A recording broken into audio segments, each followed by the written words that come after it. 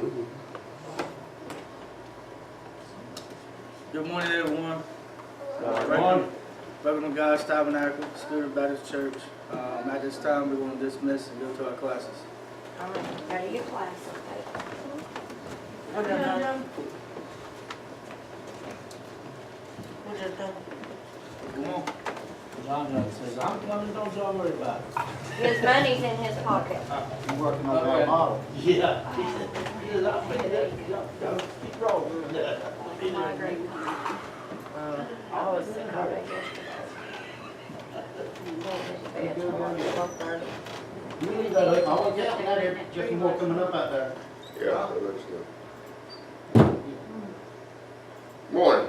Good morning. sir. Brother Edward, would come get the Sunday school money for us this morning? Good morning. Good morning to you.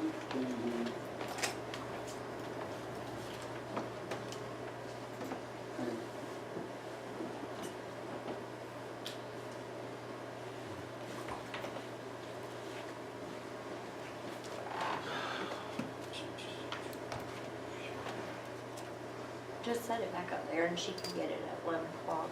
She'll be on her way.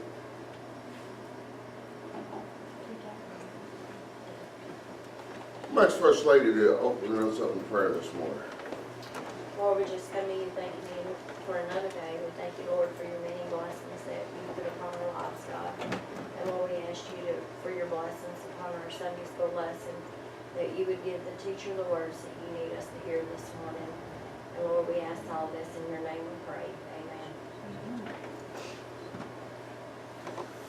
Our lesson this morning is going to come out of the Old Testament again, out of Leviticus, the 19th chapter.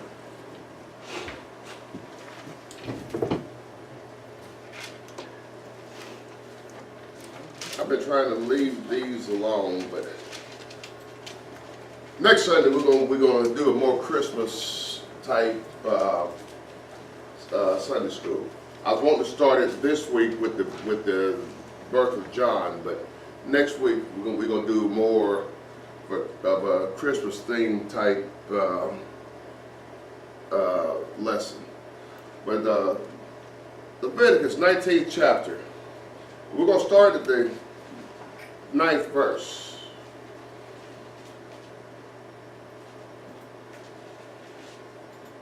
Now, it says it's personal conduct in my Bible. It's the laws of personal conduct. And if y'all haven't guessed by now, I like the Old Testament. I like reading about the laws and whatnot. Because if you don't know what not to do, then you don't know what to do. As I often say, people will tell you what would take you to heaven. I want to know what's going to keep me from going, so I know what not to do. I want to know what's going to keep me from going.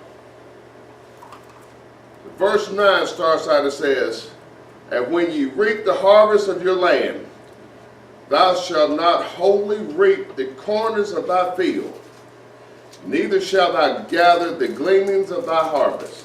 Verse 10 says, "Thou shalt not glean thy vineyard, neither shalt thou gather every grape of thy vineyard. Thou shalt leave them for the poor and the stranger. I am the Lord your God." I want to read those two together because very simply what it's saying was, help your neighbor. It told you very plainly, you do not take everything out of your fields. You leave things behind. It is our duty to help our brothers, to help the poor among us, and not just monetarily, spiritually. It is our job to lift our brothers and sisters. That is the job of every Christian, to help as you can. To help as you can.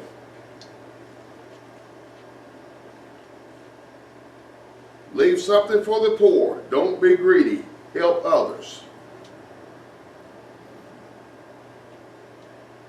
Verse 11 says, ye shall not steal, neither deal falsely, neither lie one to another. That's pretty simple. That's one of the commandments. That's one of the commandments. We're not going to really deal in that deep. We went over that the last 3 Sundays. Verse 12 says, ye shall not swear shall swear by my name falsely, neither shalt thou profane the name of the Lord thy God, for I am the Lord. Now, the Lord is telling us how important these are. Because at the end of each one of the ones that are deemed real important to us, he tell you why. There's no argument. I am the Lord. There's no argument about that. Because I said so. That's basically what he's saying. Because I said so. Don't ask me why. It's like a father says to a child, like a mother says to a child. Because I said so. That's how important he takes these statutes.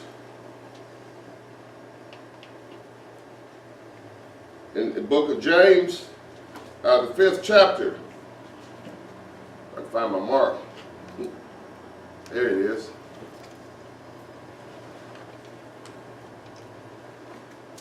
He said, but above all things, my brethren, swear not, neither by heaven, neither by earth, neither by any other oath, but let your yea be yea, and your nay be nay, lest ye fall in condemnation.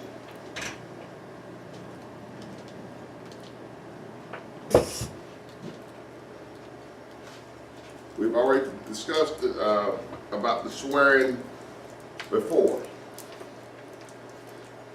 We know what Jesus said in the book of Matthew about that. Don't swear by the heavens, for that is where he lives. Nor by earth, for that is his footstool. Nor by the city of Jerusalem.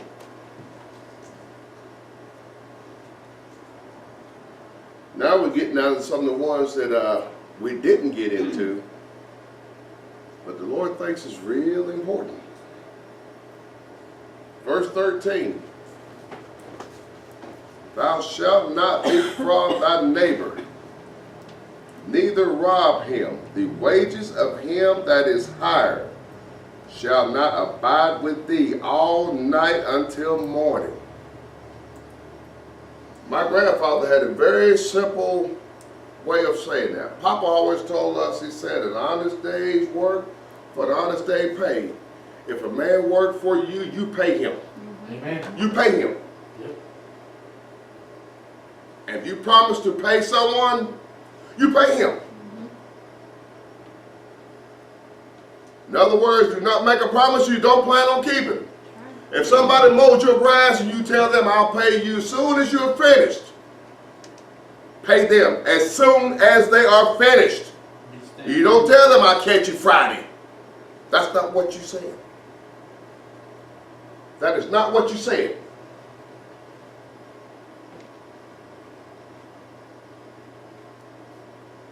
Don't hold it till tomorrow.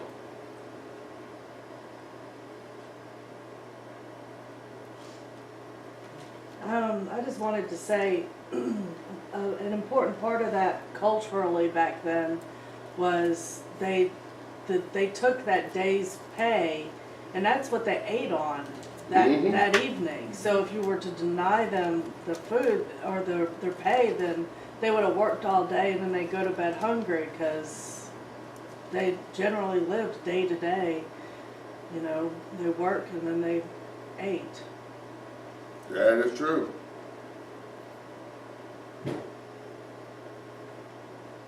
In the book of Malachi 3rd chapter say that I will be a swift witness against the false swearers, against those that oppose the hireling in his wages, the widow and the fatherless, and that turn aside the strangers from his right. From his right. And fear not me, saith the Lord of hosts, for I am the Lord. I charge not, therefore ye sons of Jacob are not consumed. Again he said, for I am the Lord. That's how important he took that.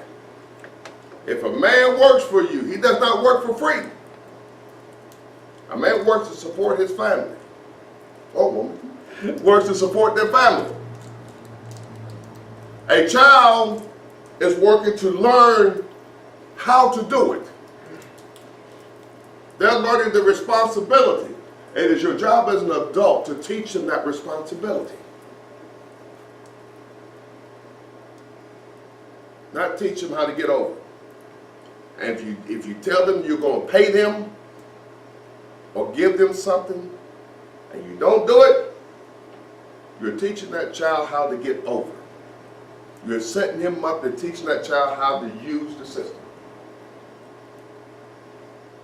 Instead of teaching them how to deal with it honestly. It doesn't seem like much. It doesn't seem very important. But it truly is. It truly is. Well, you know, what it's saying, a man's word is that, well, a man is only as good as his word. That's right. And if you set a bad example, then you not only are you teaching your kids to play on the system, but you're setting them up for failure. Mm-hmm. Because That's what's when you for teach failure. when you teach your kids that be dishonest,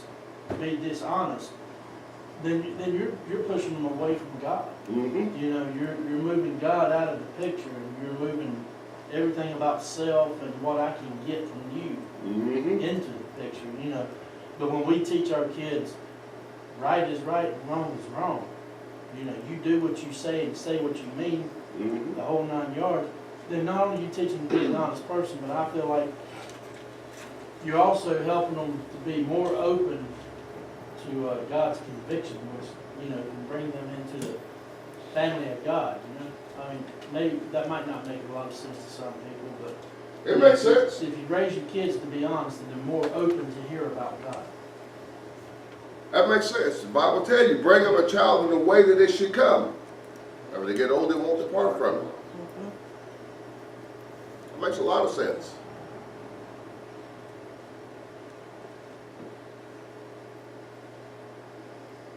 Verse 14. And this happens right now, and it burns me up. This one, it burns me up. Thou shalt not curse the deaf, nor put a stumbling block before the blind, but fear thy God. I am the Lord.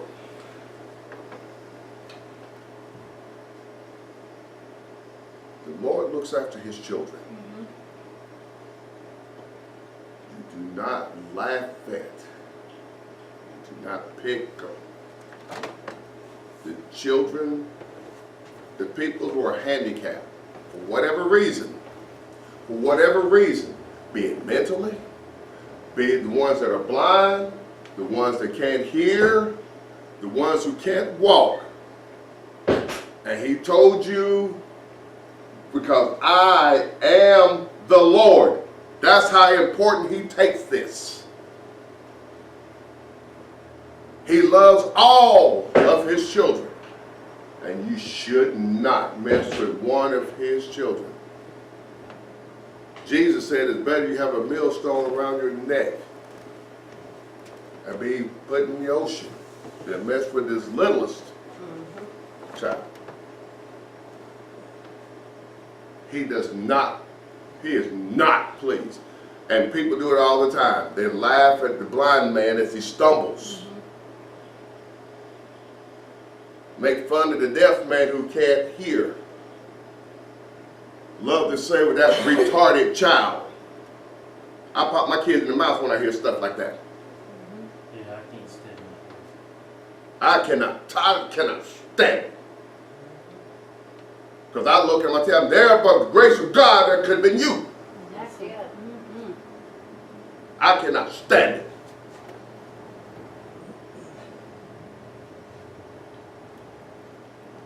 Do not abuse his children in nothing. They are his children too. And he will go to great lengths to protect his children. He really will. If you think I'm joking, keep messing with them and watch what happens. And you wonder why things don't go right. I'll leave it at that. I'll leave it at that.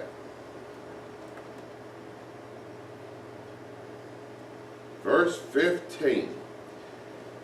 Ye shall do no unrighteousness in judgment.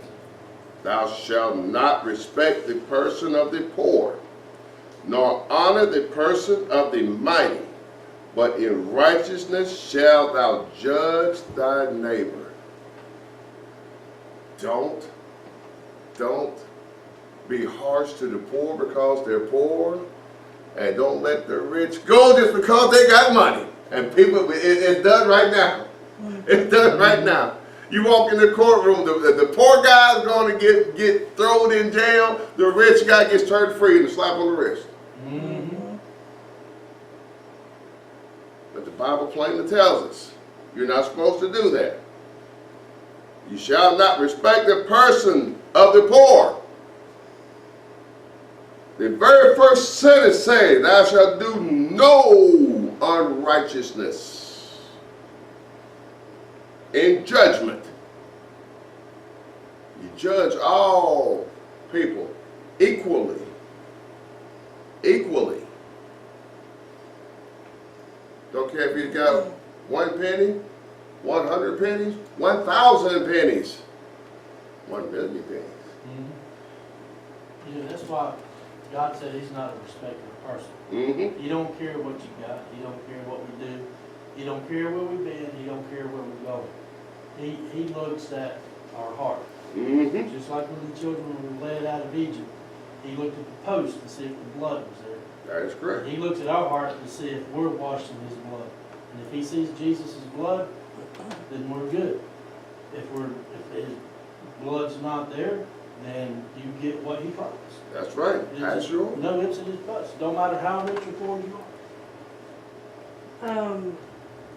When I was in the military, the early part, I had to give people assignments to where they were going to be stationed. Mm-hmm. And my boss told me specifically, and I was only an airman first class, real low. And they said, it doesn't matter if it's a full bird colonel coming here or an airman basic, you treat them the same. That is correct. Because it doesn't matter what their status is or their station is, you are providing top-notch customer service to them no matter what. And That it's is the correct. same thing with dealing with all individuals. It doesn't matter how much money they got or how much money they don't got. You need to treat them as individual human beings and give them respect. Mm-hmm. So the respect that's due them, not overdo them because they've got a bunch of money. Just, or don't treat them lowly because they're poor. That is correct. Yeah. I've had to do that when I was stationed in Panama. When I was graduating jungle warfare school, they walk up to me and they think because they were lieutenants, captains, whatnot, that they was going to just breeze through jungle warfare school and get that coveted patch.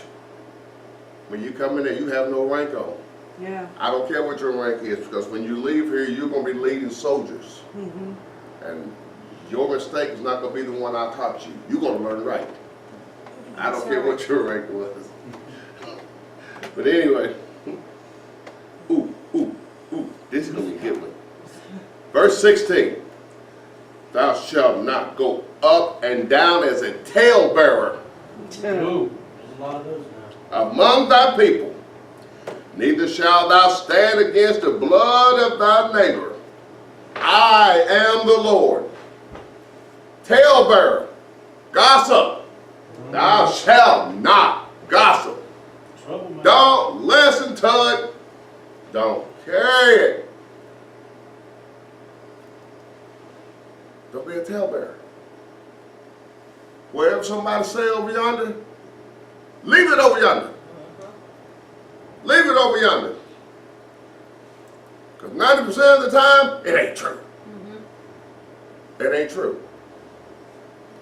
What that does is bring about confusion, division, anger. What it should have been none. Should have been none. I say again, should not been none. not be a talebearer. Neither shalt thou stand against the blood of thy neighbor. If you listen to somebody doing it, walk away. You don't stand and listen. Idly by. I got a perfect example of this. This happened to me yesterday. Now, this week I've been head cashier, finally. So I'm able to go into the management office, have keys, all that. And a perfect example is yesterday. I walked into the office with the managers. And they were talking about stuff. Gossip. Gossip. And I turn around, like, walk out real quick. Yes, ma'am. But they said, oh, no, come on in. We know you're not going to say nothing. And I don't say nothing. I don't blame you. So, but that's a perfect example. Yes, You can be ma'am. in the mix of it, but you don't have to go back and repeat nothing. That's right. That's right. So you can be involved in it, but just, you're nothing. And see, God does not like it because his last words say, but I am the Lord. That's how serious he takes it. When those statements come, when he say, I am the Lord, according to Matthew Henry, it says it's the sacred authority which the laws are enacted. When he says, I am the Lord your God, therefore be holy, that you may resemble him to those people who see you, and be pleasing to him. Holiness becomes his house and his household, so you should be as holy as he. So he attached that authority to each one of those very important. Now all the statutes are important, but there are some that he deemed that he's got to whack us in the head with to make sure that you really understand this. That you really understand this.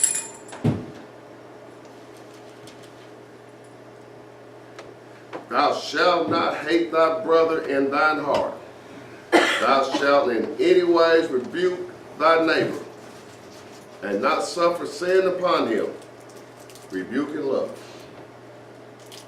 I guess that's similar to what I was about to say on the last verse. It's not often that anybody gossips in my direction, but I have a tendency that when they do, to say something like, well, have you talked to the person about it? I do that You same know, thing. kind of redirect them, like instead of spreading this stuff about Get them, to the source. shouldn't you go back to them and talk to them directly and find Yes, out if it's ma'am. even true?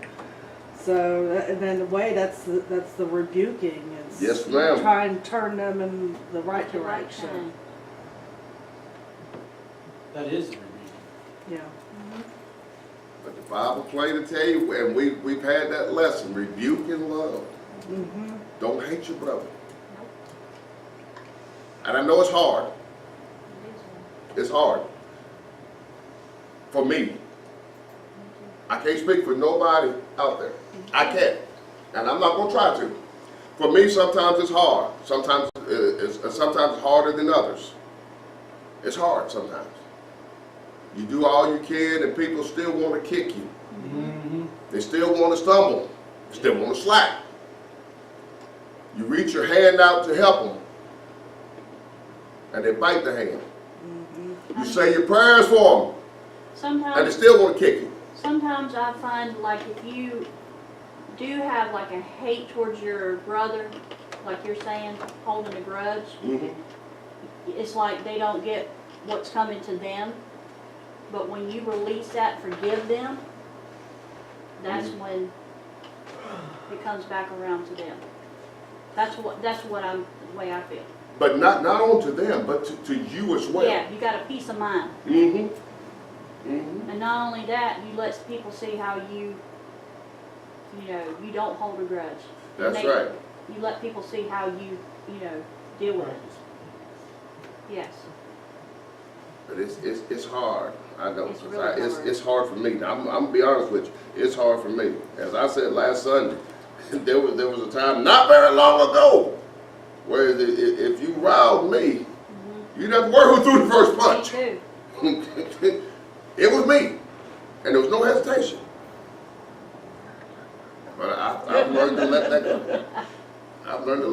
will teach you patience. Trust Mhm. me. And that ties on with verse 18. Yeah. It's very important. Thou shalt not avenge, nor bear any grudge against the children of thy people, but thou shalt love thy neighbor as thyself. That's right. I am the Lord. Mhm.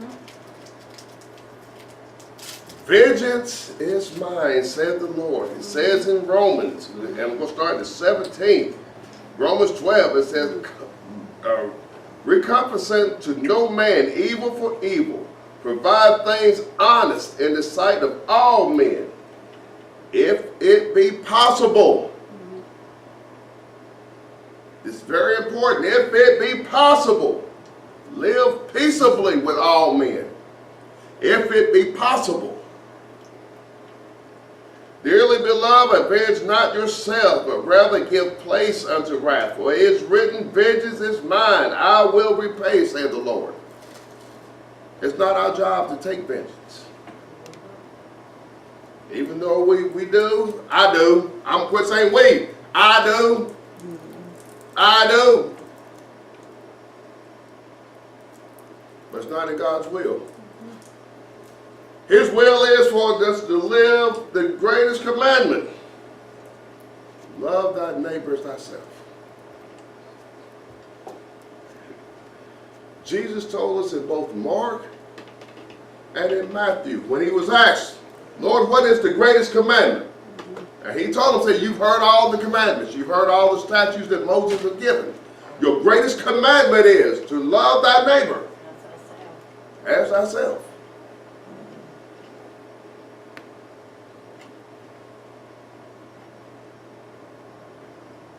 Verse 19, he says, keep my statutes. Thou shalt not let thy cattle gender with diverse kind. Thou shalt not sow thy field with mingled seed. Neither shall a garment of linen and woolen come upon thee. God has a law that's called the law of mixture. And the law of mixture plainly says you don't go around mixing up stuff because you upset the balance of nature. Man don't lay with man. Woman don't lay with woman. People don't lay with beast. Cotton and wool. Watch how your clothes are made. You don't mix. You throw the balance of nature off. It's in your clothing, it does not provide the insulation that is needed for the winter time to keep you warm. It does not provide the shade for the summertime. It does not hold together. I think this ties in also with Genesis 6 and with what caused the flood in the first place is the genetic manipulation. And scientists nowadays are genetically manipulating things like trying to grow human organs in animals or trying to mix different types of animals, cloning. They are. All of that genetic manipulation, that playing God. They are. That's seriously They are wrong. playing God. There's gene splicing and It's trying even to going create into food new. now. Yeah, the GMOs. They're mixing food like tomatoes, heirloom tomatoes, all kinds of stuff. They're trying to improve on what God has made. And Not gonna I'm sorry, you can't do that. It's not gonna He work. is the author and the finisher. What he has made is perfect. And what they don't understand, what God has made was perfect. Mm-hmm. It ain't the fact that the vegetables aren't growing properly. And it's not the fact that the vegetables aren't yielding what they're supposed to. It's man's sin that is costing us.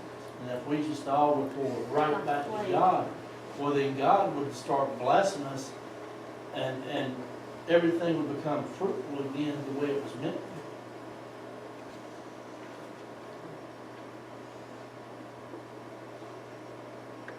I was looking at that last night. That's in the next chapter. It's in the punishment of sins. But God says he will give his seed to Moloch. The land will spew you out. And he will give his seed should be stoned. And the people that didn't do it should be stoned, and the land will spew you out, and give you nothing, will render nothing. We have taken God out of everything. Out of our home, out of school. Let's be honest. Out of churches too. This country was built upon the biblical principle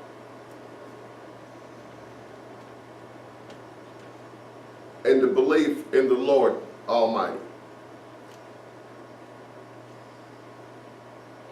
And yet, as this country's gotten older, as people gotten wiser, they've decided to take him out of everything. You got these mega churches taking the crosses out Yes, because they don't want to offend anybody with Jesus, and they don't preach repentance or the blood. They just preach prosperity and Yes, ma'am. that kind of stuff, and it's all about love and prosperity, but there's no consequences for your actions. And Yes, ma'am. John the Baptist had one very simple mission. One very simple mission as he comes to prepare the way. To preach the repentance. repent. That was all. Nowhere did he say anything about getting rich, or having money, or having a good time, or doing what you wanted. He preached repentance.